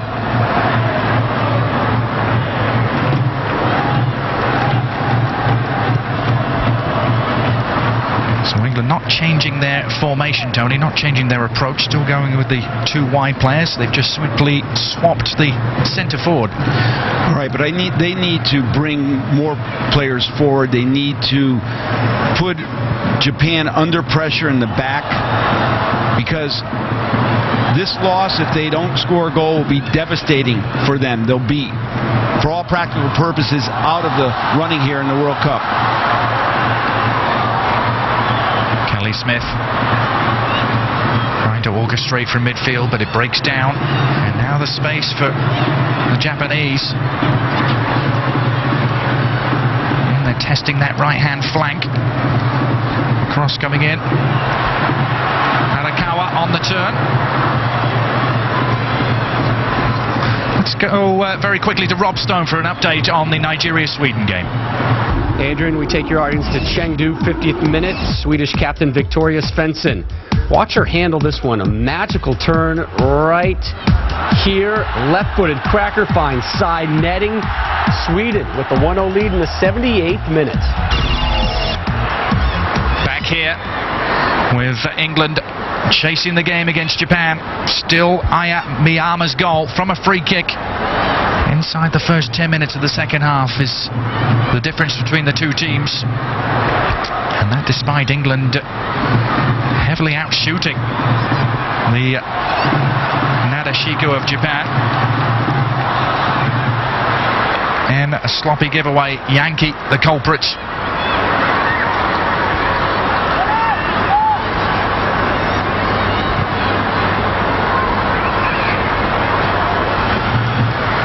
Powell is right there to give the ball back to Karen Carney.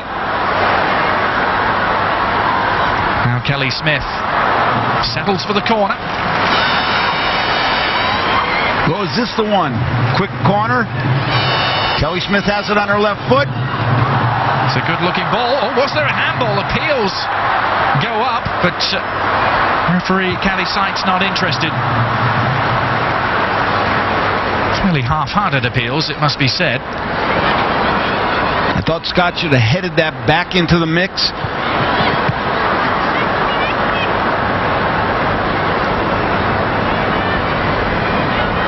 Well, England with so much possession in Japanese territory. But still, with that nil staring down at them from the scoreline. And time continues to tick away.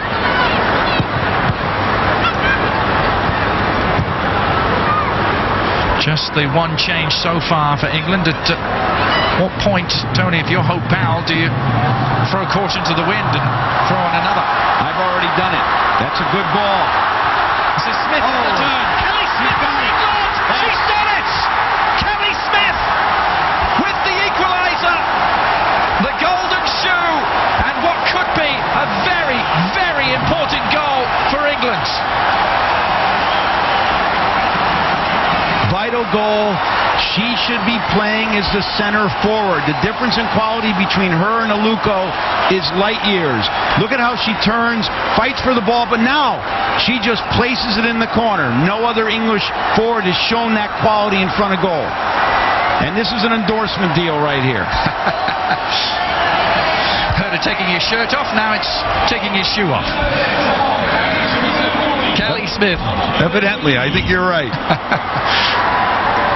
Well, eventually the English pressure paid off, and it really had to come from her, didn't it? Seton Hall alumni from her time in the late 90s, 3 times the Big East Offensive Player of the Year, and they actually retired her number 6 jersey down there.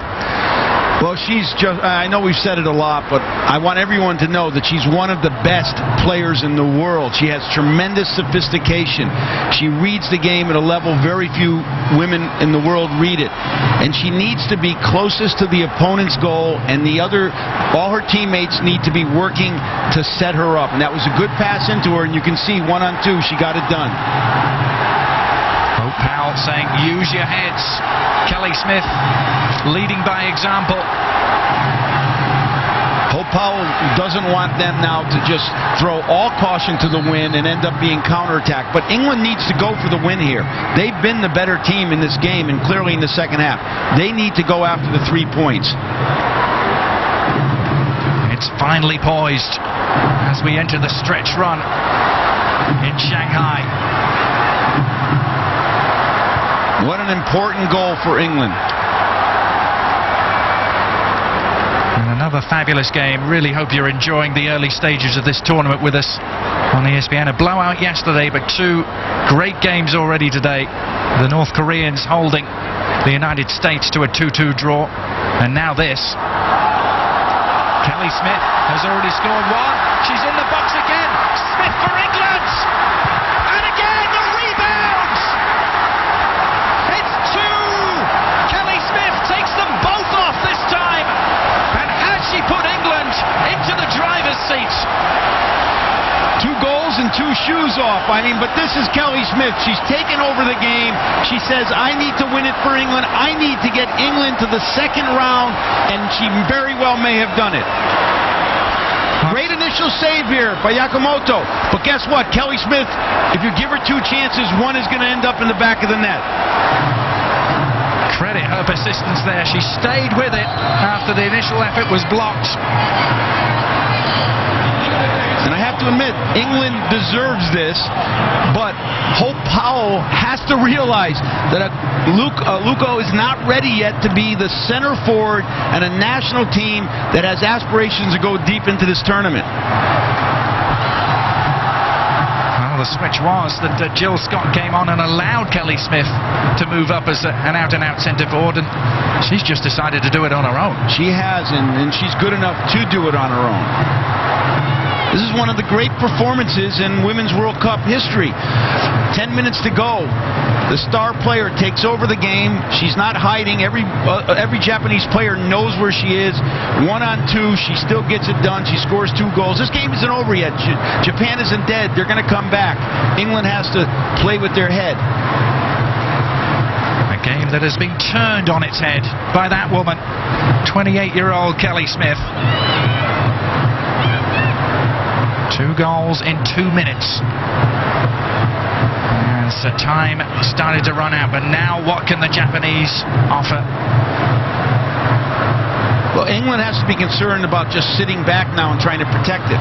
They need to keep playing, try to possess the ball, but don't just give the Japanese possession in their final third. Digging in is Arakawa, but she can't come up with it. England on the move again. Carney willing Smith to run onto this. She's not going to beat Fukumoto. Now then, Nigeria have equalized against Sweden. 1-1, and that's in the United States group. Tony, what does that mean? Well, that's important for the United States. If that scoreline holds, it becomes, instead of a 3-game tournament, a 2-game tournament. So that's very, very big for the U.S. Nagasato is the player to come on instead of Captain Isosaki. And those are the standings in Group B. Now, if Nigeria and Sweden were to finish one apiece, it's, well, as you say, a 2-game tournament. Everybody has 1 point, 2 games. The USA wins both games. They go through as a number 1. They go through winning the group. They might even be able to rest some players. But realistically, that group is going down to the end, and no one's going to have the luxury of being able to rest players, even slightly injured players. England chasing just their 2nd win in their World Cup history. They won their opening game in 1995, beating Canada, but lost to Germany in the quarterfinals. We're seeing great games here, Adrian. I mean, come from behind. Nigeria's come from behind. The U.S. came from behind. Of course, North Korea came from behind first. England has come from behind. This World Cup is going to bring this type of excitement. Look at this goal. Saved, but she's back on it quicker than any of the Japanese defense, and it's in the back of the net. You think the English team is excited? Look at the delight on the English bench. But they still have work to do just to tidy up that Japanese substitute. They've brought on Nagasato, an out-and-out forward, and sacrificed their defensive captain, Isozaki. Now Miyama, the goal scorer. Oh, it's a loose touch inside the English penalty area, but they got away with it. Kelly Smith on the turn. There'll be more and more space now on the counter-attack for the likes of Karen Carney and Rachel Yankee. Cut it back. Or take it into the corner. Alex Scott has ventured forward, the right back. She was trying to earn a corner, actually pushed it through the Japanese defender's legs, now in possession of Japan again. Mary Phillips' header, cushioned by Jill Scott. Didn't have a player down, but why wouldn't the English player knock it out of bounds, kill a little bit of the clock, instead of playing down a player? It's Alex Scott who just made that rampaging run forward, who's feeling the ill effects. Didn't see any actual collision down near the corner flag. Tony? No, she may have just twisted an ankle or maybe tweaked a knee or something. I'm not sure, but it looked like there was no contact involved. Well, it's been a very cleanly played game. Just that early booking for Katie Chapman. Barely a stoppage, really. Right, and I'm not even sure after seeing the replay that should have been a booking. This has been a very, very well clean played game by both teams. Look at the strength of Smith to get around. She doesn't have very many options, but you give her 2 opportunities, you're going to pay the price. Perhaps a little fortunate that the rebound came right back to her off Fukumoto, but she was the only one that reacted. Why is it that the great players, the rebound comes back to? You know what I'm saying? They're just not done until it's done. Alex Scott, is that possibly her back she's holding? She's played a strong game for England. They need to have her back for the game against Germany. And replacing her is Lindsay Johnson, the woman who had a last-minute call-up, but she wasn't in the original squad, but Stephanie Houghton broke her leg the day before England flew out to Asia, and Lindsay Johnson was that last-minute replacement. And now she's in the biggest game that England has ever played. Oh, that was good goalkeeping. Rachel Brown had to get there in front of Arakawa. She's hurt as well. Brave goalkeeping. Arakawa saw daylight just for a second here. She was within her rights to go for the ball fully. Both players are trying to win the game. Clean play, but a hard play. Both players courageous. It looks like Brown has got the worst of the contact. Well, a game without a stoppage for 87 minutes. Suddenly had a couple of injuries to deal with, and Rachel Brown is going to need some attention. The former University of Pittsburgh goalkeeper.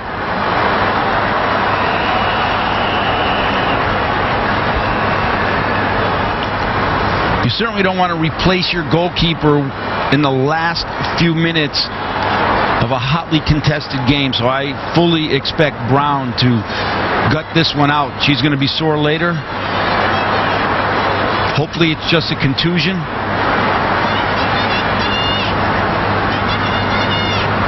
Well, she's 27 years old. Rachel Brown, by far the most experienced goalkeeper in terms of caps on the bench.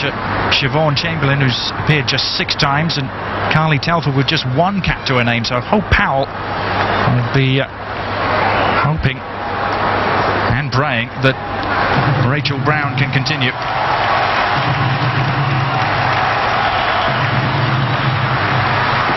And it looks as though she can, albeit rather gingerly. Now, because she ended up with the ball, the referee's probably going to give her back the ball, as she just did. It's good officiating. Uh-oh. Oh, it's a bad throw. This could be real danger. But England get away with it. Lindsay Johnson was actually back to snuff out the danger, but Rachel Brown almost tossed it away.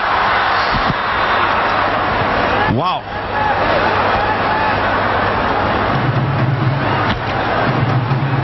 A minute and a half into stoppage time. Kelly Smith was just offside. What can Japan do here, Tony? Time is running out. They can shoot because that player that intercepted that pass, for some reason, it was on her left foot, but she should have shot it. You know, goalkeeper just gave it away. Goalkeeper that slightly hobbled, and for some reason she held on the ball and got dispossessed. And this is the Japanese. They don't get it done when they need to. I'm sure they're disappointed about being in the lead and now trailing, but they need to take their opportunities when they're there. We're into the final minute of stoppage time. Of 3 that were added on. England are so close now to a remarkable turnaround victory. 1-0 down with less than 10 minutes remaining. 2-1 in front and trying to seal the deal now. Carney just playing it into space. Play it to Kelly Smith. Let her take it into the corner. You don't want to give possession back to the Japanese. That's the last chance saloon now for Japan. A huge heave forward from Fukumoto. It's Williams who's underneath it. Mayama. Rather unsteady header away this time from Mary Phillip. And she's given away a free kick, has she? Well, there's going to be one more opportunity for Japan. And we saw what happened from this sort of range back at the start of the half. Looks like 2 players going for the ball. Unfortunately, to Kerry Seitz, it was a foul on England. This is a great opportunity for Japan. Can they keep their World Cup hopes alive here? And remember, Rachel Brown is suffering a little bit in goal for England. It's Mayama who's already beaten her once, who's lining this up. Is there to be another dramatic turn in this game right at the death? This will literally be the last kick of the game.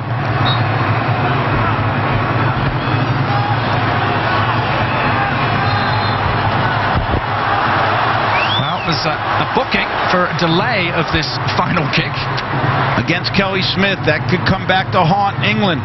Mayama hits it! Oh, what a goal! What a goal for Japan! Mayama is the hero. She has 2, and Japan have pulled a point out right at the death. Watch the quality of this finish. The game is on the line. You've got the last kick. Talk about taking a free throw in basketball when the game is ended. This is the equivalent of that, about 10 times harder, and she puts it in the absolute corner. What a great finish. 2 free kicks from Mayama, 2 goals for Japan. She has answered what Kelly Smith did for England, and it has earned a point for her side in the most dramatic of circumstances. England will feel this is 2 points thrown away at the end, Tony. Well, England's going to complain about that call by Kerry Seitz, and I think they've got something. Well, the standings look like this now. Germany in front, England and Japan still in the running though. Now it's down to perhaps who can score most against Argentina. We will find out as the tournament progresses, but both these sides still alive. It's 2-2, our final score from Shanghai.